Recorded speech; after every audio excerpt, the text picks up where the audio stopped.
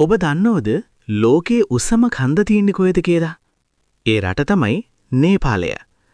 නේපාලයේ පිහිටලා තියෙන්නේ දකුණු ආසියාවේ. එය ඉන්දියාව සහ චීනය අතර තිබෙන රටක්. නේපාලයේ අගනුවර කත්මණ්ඩු. ලෝකයේ උසම කන්ද වන මවුන්ට් එවරෙස්ට් පිහිටලා තියෙන්නේ නේපාලයේ. මේ කන්ද උස මීටර් 8848ක්. නේපාල භාෂාවෙන් එය සගර්මාථා ලෙස හඳුන්වනවා.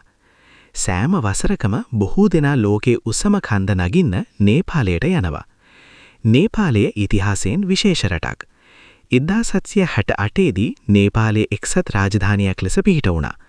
දිගු කාලයක් රජුන් විසින් පාලනය වුණ මේ රට 2008 දී ජනරජයක් බවට පත් වුණා. අද නේපාලය ප්‍රජාතන්ත්‍රවාදී රටක්. ආගමික වශයෙන් නේපාලයේ ඉතා වැදගත්. ගෞතම බුදුන් උපන් ස්ථානයේ ලෙස සැලකෙන ලුම්බිනිය නේපාලයේ පිහිටලා තියෙනවා. ඒ නිසා බෞද්ධයන්ට මේ රට විශේෂ ස්ථානයක්. නේපාලයේ ජනගහනය මිලියන 30කට ආසන්නයි. එහි නිල භාෂාව නේපාලි. ජනතාවගේ ප්‍රධාන ආදායම් මාර්ග අතර කෘෂි කර්මාන්තය සහ සංචාරක කර්මාන්තය අතුලත් වෙනවා. 2015 දී සිදු වූ විශාල භූකම්පනය නේපාලයට දැඩි හානි කළා.